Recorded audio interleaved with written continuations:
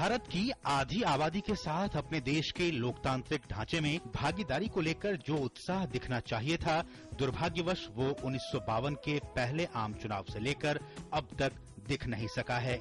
यद्यपि भारत में इंदिरा गांधी ने लगभग 15 सालों तक नेतृत्व दिया, लेकिन भारतीय राजनीति में एक आम महिला को राजनीतिक भागीदारी में वो अहमियत नहीं दी जो एक सफल लोकतांत्रिक व्यवस्था के लिए जरूरी थी। आधी आबादी को तंत्र में उपयुक्त भागीदारी बिना दिए हम समाज व्यवस्था के लिए नए विधान लिखने की तैयारी कर रहे हैं।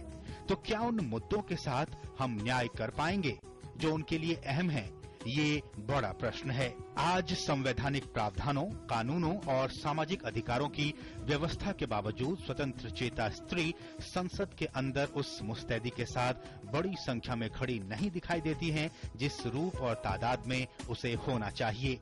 देश में हुए सन 1952 में पहले आम चुनाव से लेकर आज तक महिलाएं संसद में अपनी भागीदारी को लेकर हमेशा आवाज उठा रही हैं, लेकिन 15वीं लोकसभा में भी उनकी भागीदारी महज 59 तक ही सीमित है। पहले चुनाव से लेकर अब तक अगर लोकसभा में महिलाओं की भागीदारी का सिलसिलेवार तरीके से देखें तो 1952 में 22, 1957 में 27, 1962 में 34, 1971 में 22, 1977 में 19, 1980 में 28, 1989 में 27, 1991 में 39 तक रही है। 1996 के चुनावों में 40 महिलाओं की संख्या 2009 तक 59 तक ही पहुंच सकी है।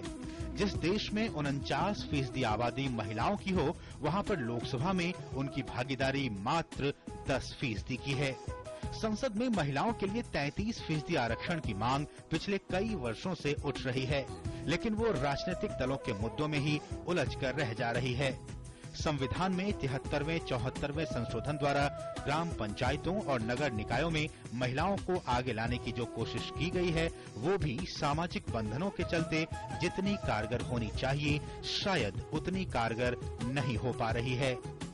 लोकतांत्रिक प्रक्रिया में भागीदारी कम होने के बावजूद महिलाओं ने अपनी पार्टी को पुरुषों की तुलना में अधिक कामयाबी दिलाई है। अभी हाल ही में पीपल फॉर ट्रांसपेरेंसी नामक एक संस्था की रिपोर्ट के मुताबिक महिलाओं की चुनाव में जीत का फीसदी उनके पार्टी के प्रदर्शन से अच्छा रहा है।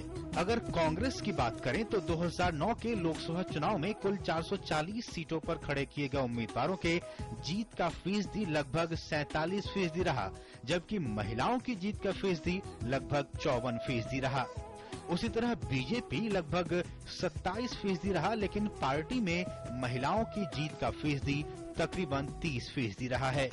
लेकिन फिर भी इन दो बड़ी पार्टियों में महिलाओं की भागीदारी लगभग 11% तक ही सीमित है। ऐसे देश में जहां महिलाएं देश और प्रदेशों की बागडोर संभाल चुकी हों, वहां पर महिलाओं की संसद या विधान मंडलों में भागीदारी लगातार चिंता का विषय बनी हुई है।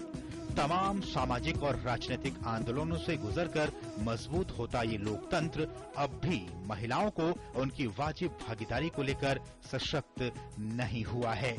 अमित भारतीय के साथ श्रीश चंद्र सिंह की रिपोर्ट, डीडी न्यूज।